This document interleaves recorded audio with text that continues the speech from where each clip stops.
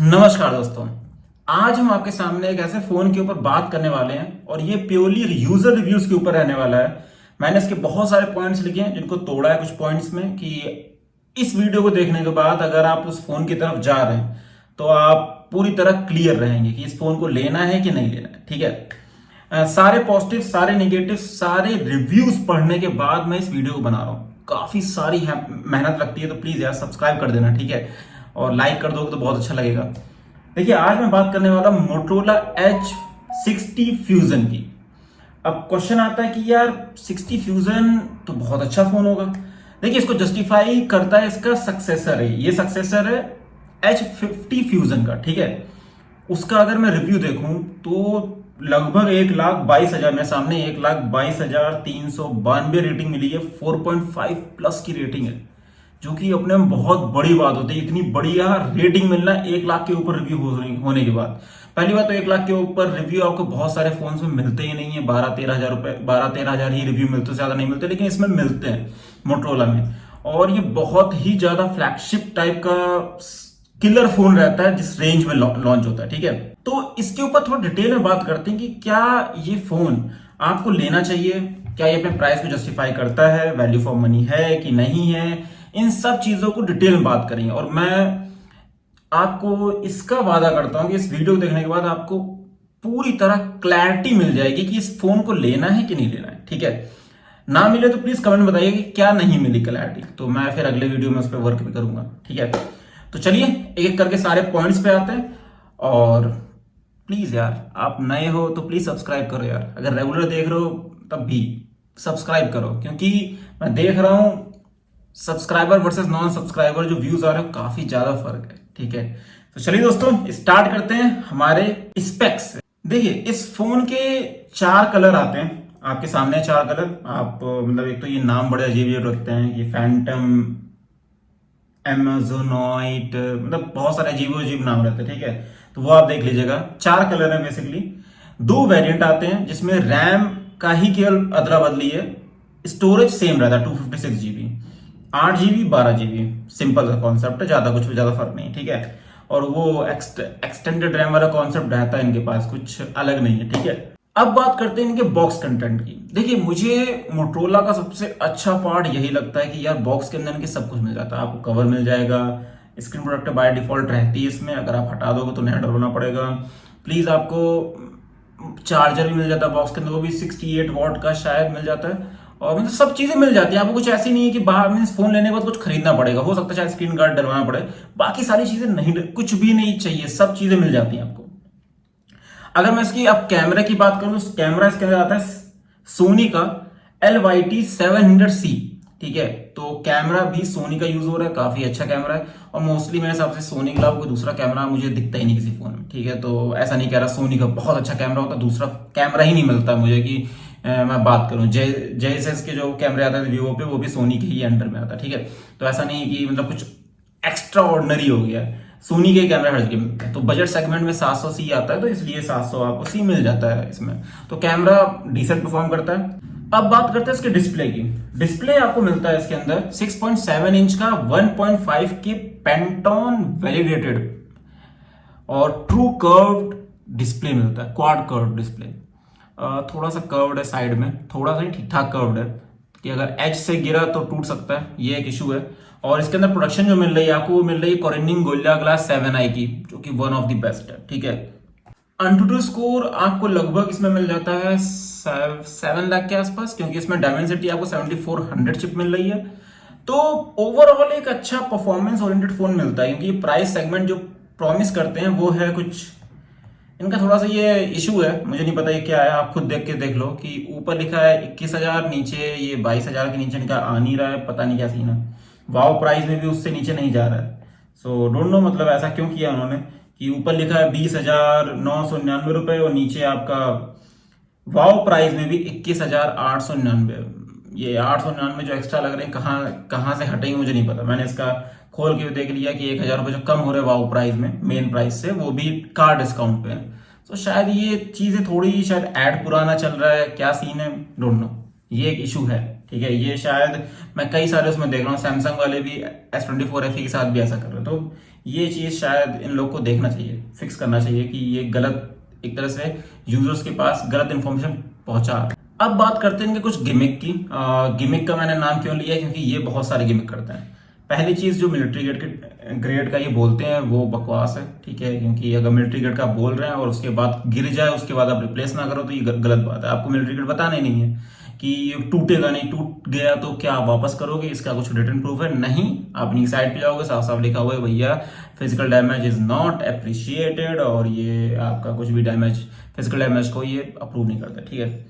Second चीज gimmick बताऊं तो इनका ये 4500 की निट्स की ब्राइटनेस मिलती है, ये थोड़ा सा मतलब एक तरह से एक्स्ट्रा दिखाना हो गया।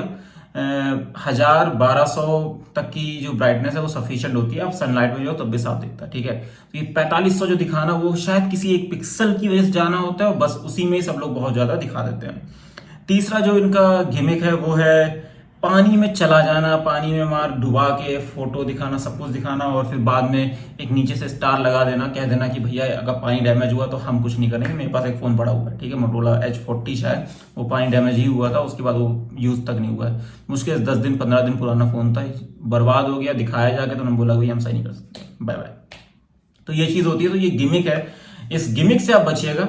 फोन अगर आप लेते हो तो प्लीज यार ये पानी और इन सब में टेस्टिंग मत करिए, ये केवल लैब टेस्टेड होते हैं, जो ये दिखाते हैं इनके पास मल्टीपल फोन्स होते हैं, वो चीजें वो कर देते हैं। जितने भी आप यूट्यूबर्स हैं, वो जो यूट्यूबर्स दिखाते हैं ऐसा, प्लीज यार आपसे रिक्वेस्ट है यार, आप यूजर्स का बेवकूफ मत बनाओ, ठीक है। उनको ये चीज बताओ कि पानी डालने से दिक्कत नहीं होगी, लेकिन हाँ ये भी बताओ कि पानी में अगर खराब हो गया तो फिर वारंटी नहीं है, सही से बताओ।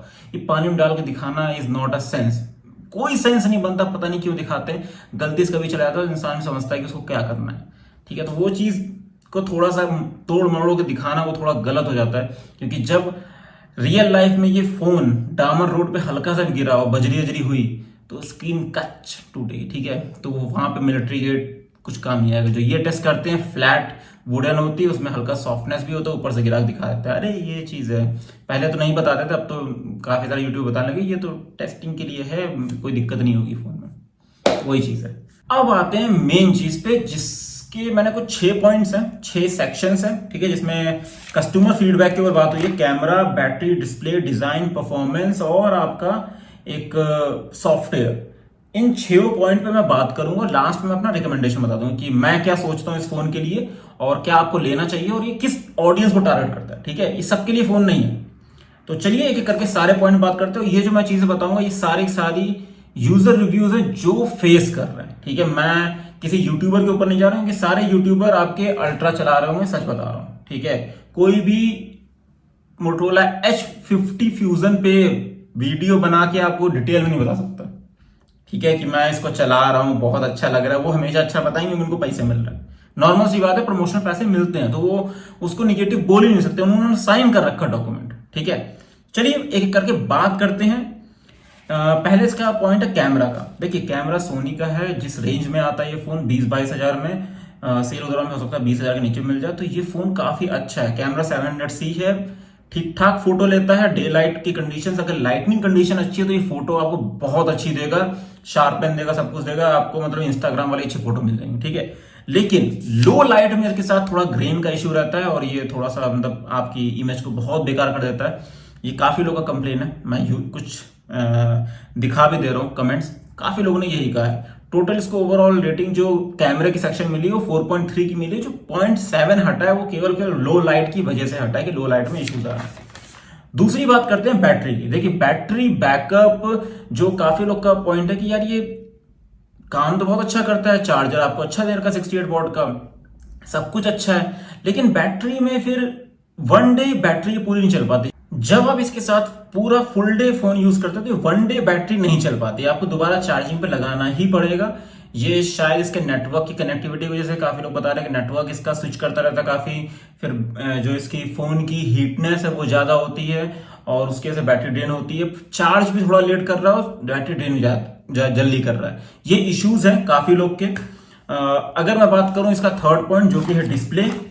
देखिए डिस्प्ले एक ऐसी चीज है जो मैं अगर डिटेल में बताऊं ना तो काफी लोग को पसंद आएगा, काफी लोग को नहीं आएगा।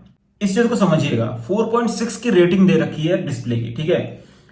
इसकी निगेटिव, पहला जैसे ही खोलूंगा पहली चीज लिख के आती है डैमेज ओनली वन फॉल। देखिए क्या है ये ना, कर्व्ड एज डिस्प्ले है, ठीक है। जब कर्व्ड एज डिस्प्ले आती है, जैसे ये फोन है, इसका एज में डिस्प्ले लगी हुई है, जैसे कर्व्ड है, ठीक है, मुड़ी हुई है। जब ये फोन गिरेगा हल्का सा भी तो टूट जाएगा डिस्प्ले, ठीक है, ब्रेक होगी। ये एक सबसे बड़ा इसका पॉइंट है, जिसकी वजह से काफी लोग को दिक्कत है। जिनको नहीं हुई उनको बहुत अच्छा लगता है कि जिसके स्मूथनेस है ना वो बहुत पसंद आती है लोगों को। लेकिन उसी के साथ साथ इसमें टेम्पर्ड ग्लास लगवाना सबसे बड़ी हेडेक है।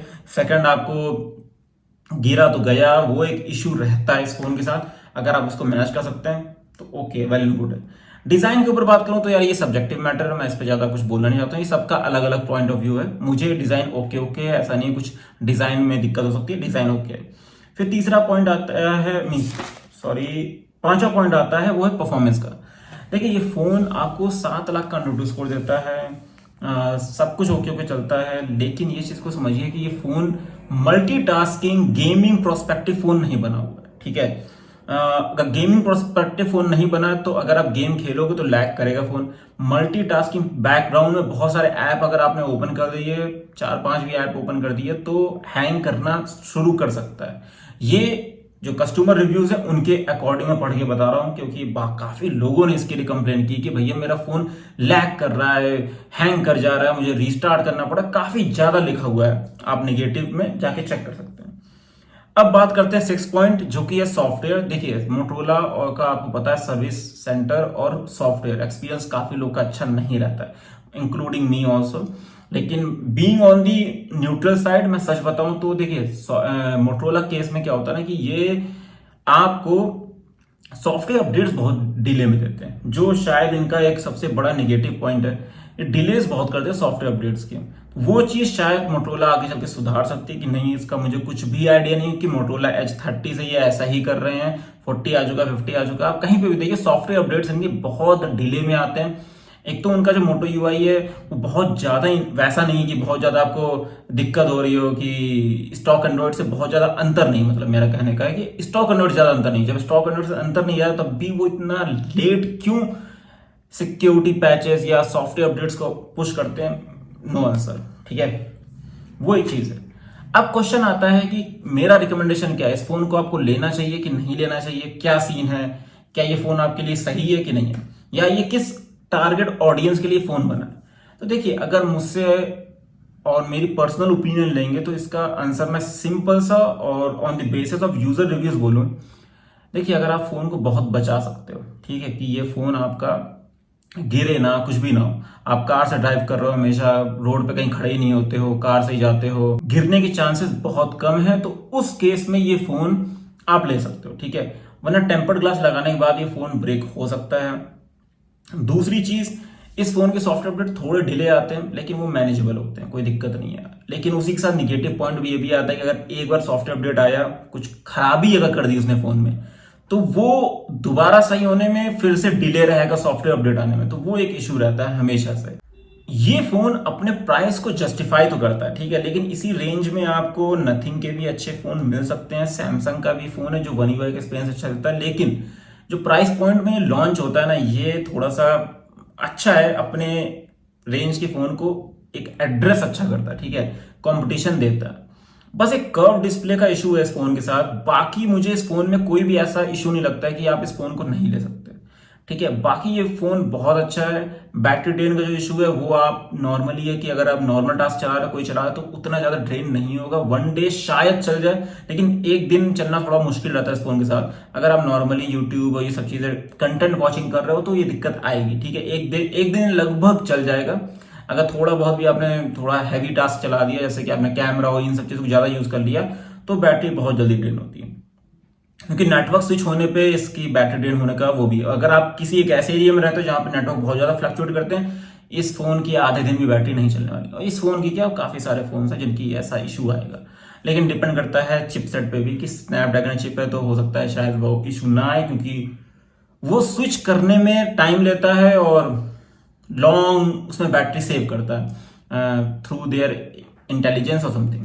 मोटो एआई का फीचर दिए हुए हैं काफी सारे इसमें, फोन मींस कैमरा में इनहेंस करता है, फोटो को सब कुछ करता है, तो वो उस सेगमेंट में अच्छा काम कर रहे हैं।